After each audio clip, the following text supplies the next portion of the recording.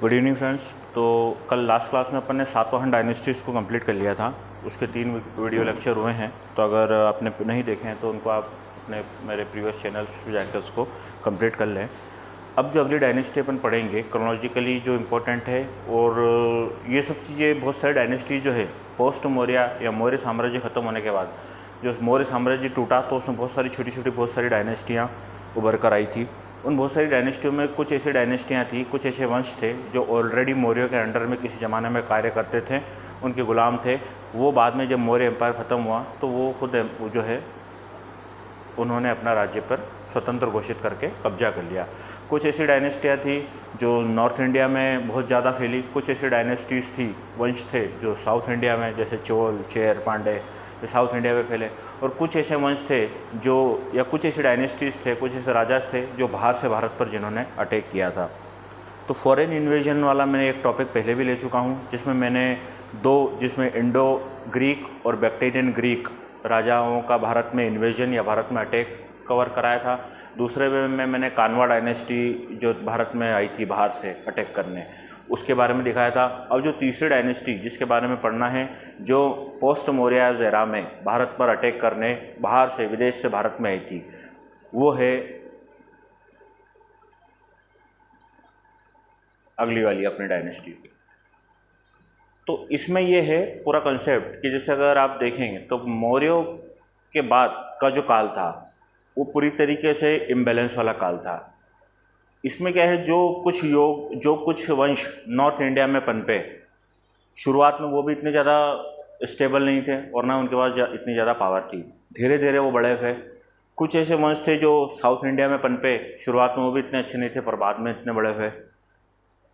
Chronologically जो है बहुत सारी चीज़ें एक साथ चल रही है, क्योंकि छोटे छोटे बहुत सारे वंश जो है एक साथ उभर कर आए थे और अपने अपने उन लोकल क्षेत्र में उन्होंने अपनी जो है अथॉरिटी दिखाई। तो शुरुआती दौर जो है इन सब का लगभग समान दिखेगा आपको। शुरुआत में सभी जब राज्य पनपने लगे तो छोटे छोटे राज्यों में अलग अलग वंश उभर के आने लग गए। परंतु जब लंबे समय को देखेंगे तो लंबे समय में जो है कुछ वंश बहुत ज़्यादा अच्छे कर गए काम, वो कुछ कम समय में अच्छा कर गए, या कुछ हुए तो थे पर वो जल्दी ख़त्म हो गए। ये सारी चीज़ें हैं। तो क्रोनोलॉजिकली जो तीसरा और जो फाइनल फॉरेन इन्वेजन हुआ था पोस्ट मौर्य काल में, मौर्यों के साम्राज्य को समाप्त होने के बाद जो विदेशी ताकत जिसने भारत पर अटैक किया था, तो शुरू की 2 में पुराने वीडियोस में ले चुका हूँ, शुरू के 2 राजा या वंश जिन्होंने भारत पर अटैक किया था।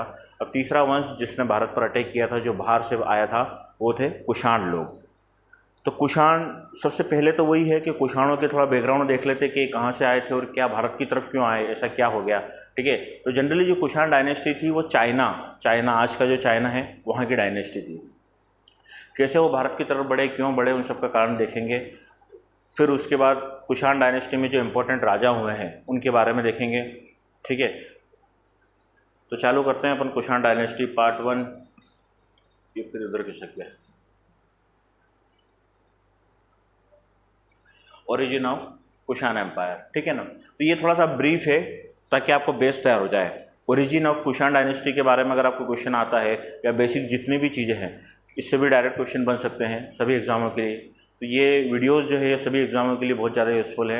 ये irrespective of any particular exam है, क्योंकि इसमें कंटेंट पूरा दिया गया है। तो अब इसमें ऐसा नहीं कि किसी पर्टिकुलर एग्जाम को टारगेट कर रहे हैं, आप किसी भी एग्जाम को टारगेट करें, आप यहाँ से पढ़ सकते हैं, तो सारा कंटेंट आपको मिल जाएगा। The Kushans were one of the broad part of the Yuezhi nomadic tribe of China, ठीक है ना। तो ये एक घुमक्कड़ जनजाति थी चाइना की, ठीक है ना। जो लड़ाके होते हैं पहले जो है खाना बदोश इधर से इधर घूमते रहते थे, तो जो घुमक्कड़ लोग जो होते हैं उसी प्रकार की एक जनजाति जो है ये जो यूजी जनजाति थी। मेन जो इनका कुषाण लोग बाद में बने, है ना, नाम इनका कुषाण बाद में पड़ा। पहले क्या हुआ कि ये एक बड़ा जो था जनजाति का नाम था, ये मान लीजिए यूजी। तो ये यूजी जो है, जब ये एक नोमैडिक ट्राइब थी, घुमक्कड़ ट्राइब थी, यहाँ से जो है चाइना से वो आगे बढ़े, खाने की तलाश में दूसरे देशों में गए, इधर गए उधर गए। तो जब ये फाइनली अलग अलग देशों में जाके बटे, तो उनमें से जो अलग अलग जो भाग हुए, तो उनमें से एक भाग जो है वो कुषाण कहलाया, ठीक है ना। तो ये आप इसमें आगे मैं आपको और बताऊंगा कौन सा भाग क्या कहलाया और किस तरफ के लोग थे। तो यूजी जो है वो इनका मेन कबीला था, उसी कबीले का एक हिस्सा था कुषाण वंश के लोग, ठीक है ना। They use to be live in western China, ये प्राकृतिक तौर पे वेस्टर्न चाइना जो पश्चिमी चाइना है आज का, Gansu during the first millennium BC, उस समय वहाँ पर जो है रहते थे। They were driven out by, ये चाइनीज़ नाम है ऐसे ही होते हैं, योंगनू, इन अराउंड 170 BC, सन 170 BC में, ईसा से 170 साल पहले जो है इन लोगों को जो है बाहर निकाल दिया गया वहाँ से, खदेड़ कर इस जनजाति को, युगजी को। कहाँ से? वेस्टर्न चाइना से। The construction of the Chinese wall was a big factor for their moving away from the Chinese region and they move towards west and south. ऐसा क्यों हुआ? क्योंकि उस समय के जो राजा थे उन्होंने चाइनीज राजा थे उन्होंने चाइना वॉल बनाई, है ना, चीन की दीवार जिसको बोलते हैं। तो ये लोग जब बाहर रहते थे तो ये बार बार अटैक करते थे चाइना के दूसरे ट्राइब्स पे। तो जो राजा ने अपने प्रोटेक्शन के लिए वॉल बना दी, तो अब ये उस तरफ नहीं जा सकते थे जिधर वॉल बना दी गई है, तो इनको जो है खदेड़ा गया, ये खुद ही खदेड़ के इधर आ गए, क्योंकि वॉल पार करके जाना जो है इनके लिए संभव नहीं था, क्योंकि जो वॉल है वो बहुत लंबी थी और जो है उसको भेद पाना इनके लिए संभव नहीं हो पाया। तो जब ये वहाँ पे, जब ये आगे उस तरफ नहीं बढ़ पाए तो ये इस तरफ बढ़े, दूसरी तरफ, ठीक है। और दूसरी तरफ कहाँ गई ये? After the major victory of Xiongnu they split into 2 group of 176 BC, ठीक है ना। और ये जो है उसके बाद 176 में 2 भागों में टूट गया ये कबीला। And started migrating to northern Afghanistan and most of them settled in the ancient Bactria. और ये एक किस तरफ गए? ये बैक्टीरिया, इजिप्ट, पर्शिया, अफगानिस्तान वाला जो एरिया है, सीरिया वाला, इस तरफ जो है इनकी एक जनजाति आगे बढ़ी। The Yughis transformed themselves into a powerful group across the South and Central Asia by embracing the cultural value of many linguistic and ethnic groups, ठीक है ना। और ये जो जब ये लोग इधर आए तो इन्होंने बाकी सारे जो लोकल लोग थे उनको, क्योंकि ये लोग चाइना से थे तो हो सकता है उस ज़माने में इन लोगों को मार्शल आर्ट और ये सब चीज़ें आती हो, और इस प्रकार से जो है ये लोग बहुत ज़्यादा सशक्त हों लड़ने में, जिसके कारण जो है बाकी जो जनजातियाँ यहाँ के लोकल लोग जो थे वो इनसे लड़ने में इतने सक्षम नहीं थे, इसीलिए ये धीरे धीरे बहुत ज़्यादा पावरफुल होते गए। The 2nd century BC, they took control of the bacteria by defeating the people in the war. They divided bacteria into 5 states. फिर इन्होंने जब बैक्टीरिया पर कब्जा कर लिया तो बैक्टीरिया को 5 भागों में बांट दिया। One of which was known as Kushan. और बैक्टीरिया का जो एक हिस्सा था, ठीक है ना, बैक्टीरिया मतलब आज का जो सीरिया वीरिया वाला जो क्षेत्र आता है, बैक्टीरिया, पार्थिया, ये सारे शब्द मैंने आपको कब पढ़ाए थे? जब मैं सेल्यूसिड एम्पायर पढ़ा रहा था। सेल्यूकस निकेटर जो कि अलेक्जेंडर द ग्रेट का, अलेक्जेंडर महान का सेनापति था, उसने अलेक्जेंडर की मृत्यु के बाद जो है अलेक्जेंडर का बहुत सारा एरिया अपने अंडर में ले लिया था और वो खुद राजा बन गया था। तो 4 देश मिलकर जो है उसने अपना राज घोषित किया था, जिसमें बैक्टीरिया, पार्थियन, सीरियाज और ये 4-5 देश मिलके उसने अपने को राजा घोषित किया अपने आप को। तो ये सेल्यूसिड एम्पायर बोला जाता है उन 4-5 देशों के ग्रुप को जो सेल्यूकस निकेटर के अंडर में आते थे। बैक्टीरिया भी उसी के क्षेत्र का एक हिस्सा था। उसकी मृत्यु के बाद धीरे धीरे सब चीज़ें कमज़ोर होती गई, और जब ये लोग वहाँ पे गए तो इन्होंने बैक्टीरिया को 5 भागों में, या ये खुद बैक्टीरिया में 5 भागों में 5 कबीलों में बढ़ गए। जब ये 5 कबीलों में से जो एक कबीला इनका जो था, उसका सरदार जो था, उसने कुषाण डायनेस्टी की स्थापना करी। इतना क्लियर है? किसने करी है सब और आएगा अभी डिटेल में, नाम क्या है उसका, क्या है। 100 years later, the chief of Kushan merged all of the 4 states into the Kushan Empire. After defeating Parthians and Sakas, they moved toward East India.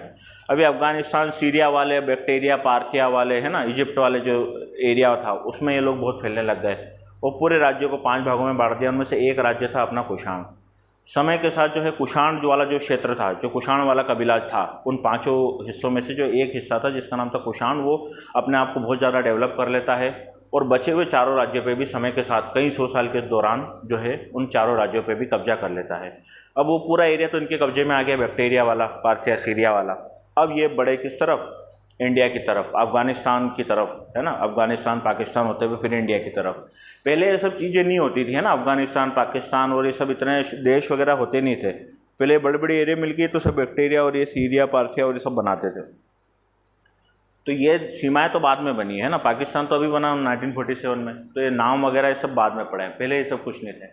Kushan were also known as the, कुषाणों को जो है अपने जो है वो टोचरियन भी कहा जाता है, ठीक है ना।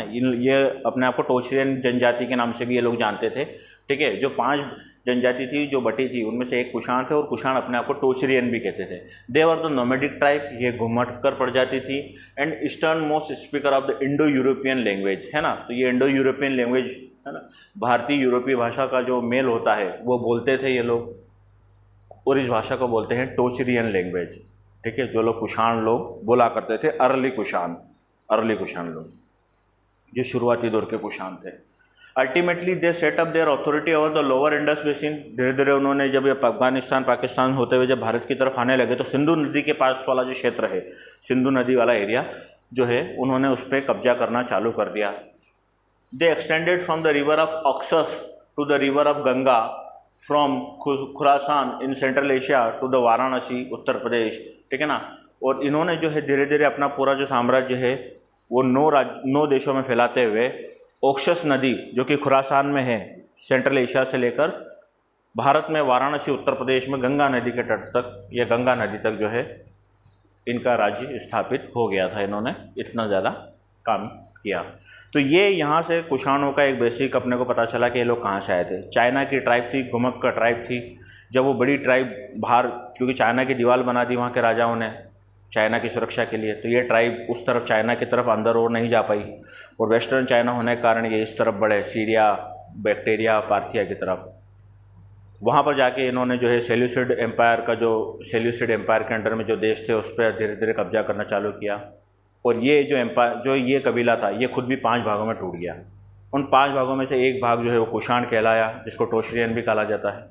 और उन कुषाणों ने बचे हुए 4 भागों को भी समय के अनुसार कई 100-150 सालों में जीत के फिर एक नया राज्य, बड़ा राज्य घोषित किया कुषाणों का। और फिर ये भारत की तरफ बढ़े, और भारत में ये सबसे पहले जो है कहाँ, अफगानिस्तान पाकिस्तान से होते हुए आए, इसलिए सिंधु नदी क्षेत्र को इन्होंने सबसे पहले घेरा, इंडस वैली या इंडस नदी को। और इनका जो राज्य था वो खुरासान से लेकर अपने वाराणसी में गंगा के मैदानों तक फैल गया था। ये एक बेसिक जो है जानकारी कुषाणों के बारे में कि इन्होंने कैसे भारत में आकर कहाँ कहाँ पर इन्होंने अपना किया। अब ये क्या है, कुषाण एम्पायर ऑफ किंग्स। अब ये राजाओं के बारे में जानकारी कि कौन कौन से राजा थे, ये जरूरी है जानना, है ना, क्योंकि पूछा जाता है कौन कौन से राजा है। हर डायनेस्टी में 1 या 2 3 ही राजा काम के होते हैं, इंपॉर्टेंट तो सारे काम वही करते हैं। हालांकि पढ़ना सब पढ़ते हैं, मैंने सातवाहनों में भी पूरा पढ़ाया था आपको, इसमें भी पढ़ाएंगे। ठीक है ना, एक एक डिटेल में करेंगे। जिसने भी कुछ भी क्या होगा वो सब चीज़ें यहाँ पे मैं कवर करूँगा। सबसे पहला राजा तो इम्पोर्टेंट होता ही है, क्योंकि वो डायनेस्टी की स्थापना करता है, वंश को की स्थापना करता है ना, तो वो तो सबसे इम्पोर्टेंट होता ही है, उसके काम इम्पोर्टेंट होते हैं। और 2-3 और कुछ राजा। इस पूरी डायनेस्टी में बहुत सारे राजा ने बहुत सारा काम किया है, पर सबसे इम्पोर्टेंट जो है एक तो है कुजुल कटफिसिस, जिसने कुषाण डायनेस्टी की स्थापना की थी। ये यही वाले भैया हैं, तो इनका नाम आप याद रखना।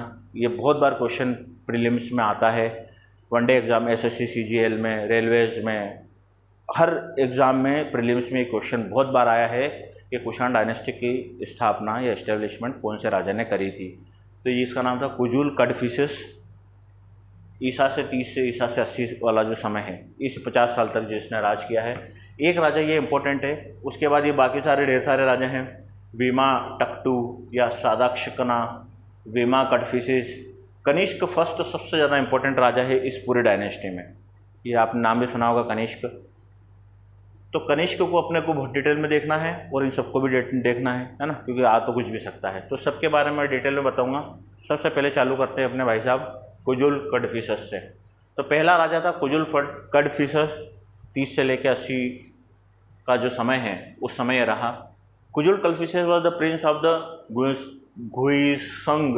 अब ये वहाँ ऐसे नाम होते हैं ना, राज्यों के वहाँ पे नाम ऐसे होते हैं, जैसे अपने यहाँ मध्य प्रदेश, उत्तर प्रदेश, बिहार, ये सब नाम होते हैं, वहाँ पे ऐसे नाम होते हैं राज्यों के। तो ये जो कुजुल कटफिसस था, कुजुल, तो ये कुजुल जो था वो यहाँ का राजा था, यहाँ का प्रिंस था। Who attacked and killed the other 4। ठीक है ना। और इसी ने क्या किया, जो बचे हुए, जो मैंने आपको बताया था कि कुषाण डायनेस्टी जो थी, वो जो युगची डायनेस्टी, जो इनकी सबसे मेन डायनेस्टी, जो इनका जो पूरा कबीला था, उसके 5 भाग हो गए थे। उस 5 भागों में से एक भाग जो था कुषाण था। तो उस कुषाण का जो राजा था, उस कुषाण वाले क्षेत्र का, उस कबीले का, वो थे अपने भाई साहब कुजुल। और इस कुजुल ने समय के साथ कई सौ लंबे समय में लड़ाई कर करके जो बचे हुए 4 भाग थे उसको भी अपने अंडर में ले लिया। He made himself a king. उसने अपने आप को राजा घोषित कर दिया, भाई ने अपने आप को, क्योंकि अब वो सबसे बड़ा राजा हो गया था। And his dynasty was called the Guishuang Kushan king, ठीक है ना, और अपने आप को जो है इसने कुशानों का राजा घोषित किया। He conquered Indo Parthian and took the Kabul region, ठीक है ना, इसने पार्थियंस को भी हराया और काबुल रीजन जो अफगानिस्तान वाला जो पाकिस्तान पूरा वाला क्षेत्र है उस पर कब्जा किया। He also defended the whole kingdom of the Paktia, Kapisa and Gandhara. ये वही एरिया है अफगानिस्तान और पाकिस्तान वाला जो एरिया है, उनमें छोटे छोटे जो है राजा बने हुए बैठे थे, तो इन सबको भी उसने हरा कर जो है अपना राज्य स्थापित करने की बात यहाँ पे कही गई है।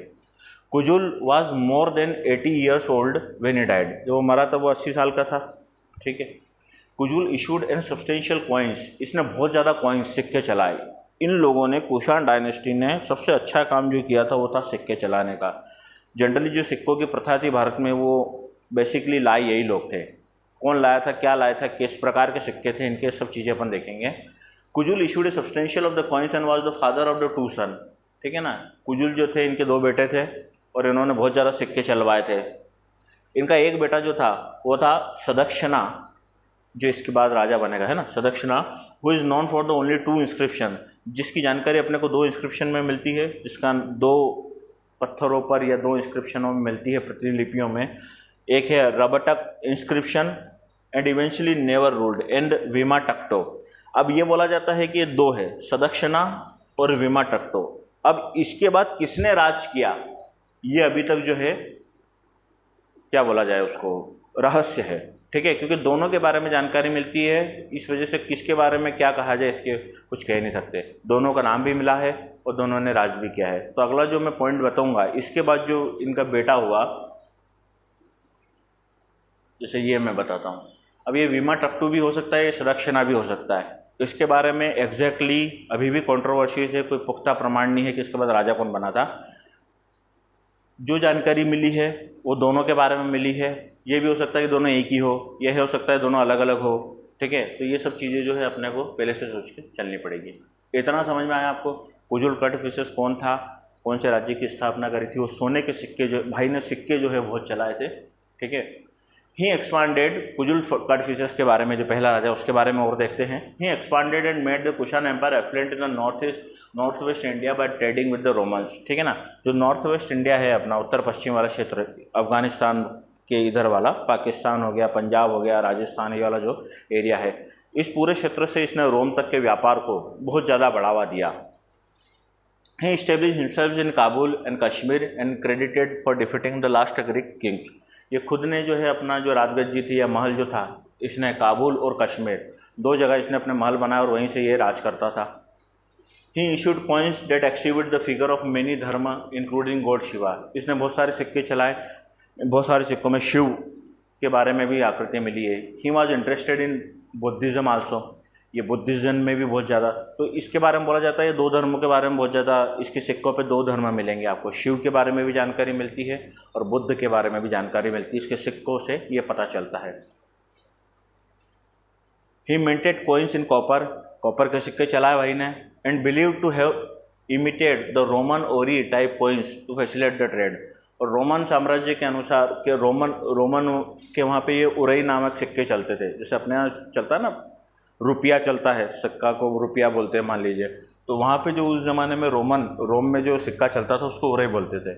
तो इसने उसी की कॉपी करते हुए अपने नाम से और सिक्के चला दिए। His coins have been found south of the Hindu Kush है ना, अफगानिस्तान में जो पहाड़ी है वहाँ पर भी जो है इसके सिक्के मिले हैं। His coins also suggested an association with Buddhism, coins में बुद्ध की फ़ोटो वगैरह मिली है, तो इससे पता चलता है कि बुद्ध धर्म को भी या बुद्धिस्ट को भी जानता था।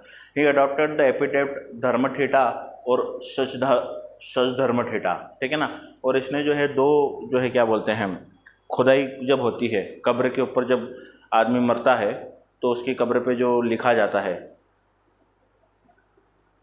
उसके बारे में, तो 2 प्रकार के इसके ऊपर नाम लिखे हैं, मिले हुए हैं।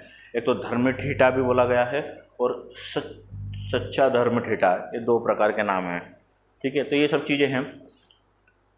तो बेसिकली ये कौन से धर्म को फॉलो करता था, तो बुद्ध धर्म और शिव धर्म के सिक्के मिले हैं, तो ऐसा मोस्ट प्रोबेबली समझा जा सकता है कि ये हो सकते हैं ये बुद्धिज़्म और शिविज़्म को फॉलो करते हो। बुद्ध के बहुत सारे सिक्के मिले हैं। अब इनका बेटा विमा टक्टू एंड सदक्षकाना, ये जो है अब दो राजा, यह राजा बनता है ये। Vima Takto Sadashkana was the son of Kujula Kadphises, ये कुजुल कड़फिसेस के बेटे थे। He is considered to be the predecessor of the Vima Kadphises. इनके बाद जो इनका बेटा वीमा, और जो अगला राजा बनेगा वो वीमा कड़फिसेस है। थोड़ा सा नाम आप याद रखें कि कौन किसके बाद आ रहा है। इनके नाम ऐसे ही होते हैं, अपने जैसे नाम नहीं होते भैया, मोहित, सोहित, रोहित, है ना, तो अलग अलग नाम है। इनके नाम ऐसे ही होते हैं, वो सब इसके पीछे कड़फिसेस लगा है, ये आगे आगे के नाम बदल रहे हैं बस। तो ये आप याद रखें किसके बाद कौन आया था। इनके बाद जो इनका बेटा वीमा कड़फिसेस जो है वो राजा बनता है। He is credited for the expansion of the Kushan power into the north west of India. इसने भी नॉर्थ वेस्ट ऑफ इंडिया जो है, भारत के उत्तर पश्चिम वाला जो क्षेत्र है, राजस्थान है ना, पंजाब वगैरह, इस क्षेत्र में जो है यहाँ पे विकास किया और यहाँ पर राज किया। ही वॉज एंटेसिडेंट ऑफ वीमा कड़फिसेस एंड कनिष्क वंश। He extended Kushan empire into the north west of south Asia. तो ये वही सब चीज़ें लिखी हुई, इसने कुछ ज़्यादा काम किया नहीं, अपने पिता की गद्दी पर राज किया बस। इसके बाद जो इनका अगला राजा बन के आता है वो आता है वीमा कड़फिसेस, ठीक है। An inscription found in the Rabatak और in the Afghanistan mention that he was the son of Vima Takto. ये जो है वीमा टक्टू का पुत्र था and the father of Kanishka, और कनिष्क के पिताजी थे ये। The Rabatak inscription is written in the rock in the Bactrian language and the Greek script, ठीक है। जो राबटक जो इंस्क्रिप्शन है जिसमें ये सब जानकारी मिलती है, ये बैक्टीरियन लैंग्वेज में लिखा हुआ है ना, और इट वाज फाउंड इन 1993 इन रबाटक अफ़गानिस्तान। और ये जो इंस्क्रिप्शन है अफ़गानिस्तान के रबाटक नामक शहर में मिला है, और उसमें ये पता चला है कि ये भाई साहब जो हैं ये कनिष्क के पिताजी थे, ठीक है। तो he is the father of Kanishka. Kanishka सबसे इम्पोर्टेंट है और वही जो है सबसे ज़्यादा मेन है, परंतु अपन क्रोनोलॉजी में पढ़ रहे हैं इसलिए इनके बारे में आपको पढ़ना है। और भी बहुत सारे राजा हैं जिनका नाम कड़फिसेस है, और भी ढेर सारे होंगे, ठीक है। तो जो मोस्टली इम्पोर्टेंट है उनके बारे में अपन देख रहे हैं।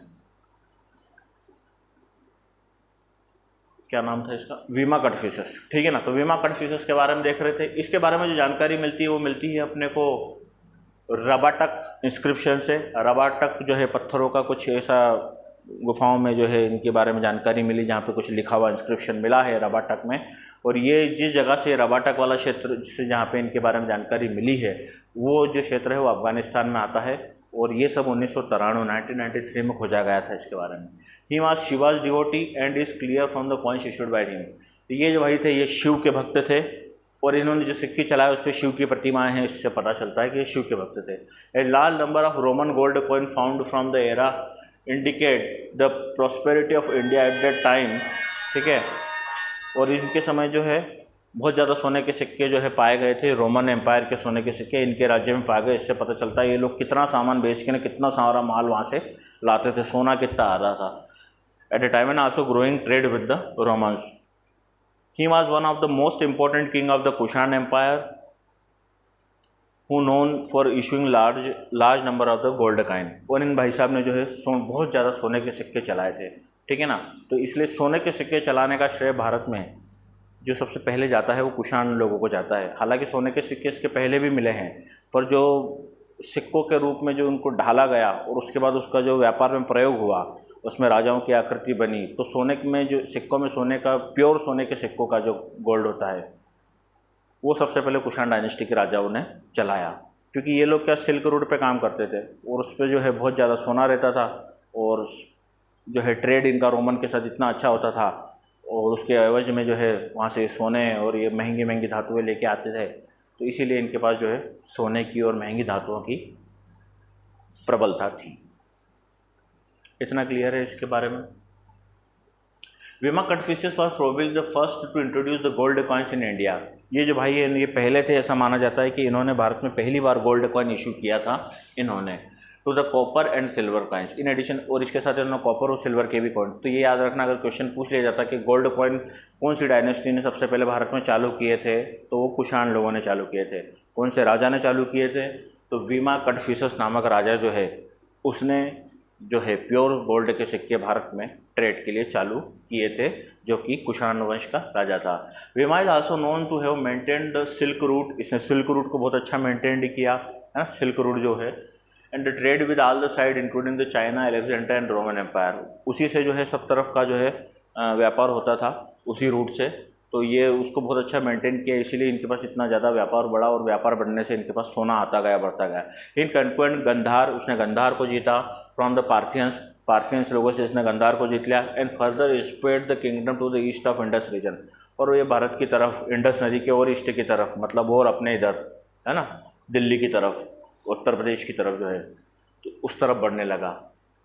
ही was the firm devotee of Shiva का भक्त था, सिक्कों में भी शिव मिले हैं। And proclaimed himself as the, और अपने आप को इसने क्या कहा, महेश्वरा ऑन हिज काइंड, और इसने जो है अपने आप को महेश्वरा कहा कि मैं महेश्वर हूँ, शिव का भक्त हूँ, शिव की फ़ोटो लगाई और अपने आप को महेश्वर की उपाधि दी। तो कभी पूछ ले कौन से कुषाण राजा को महेश्वर की टाइटल दिया गया, तो ये अपने भाई हैं विमा कडफिसस।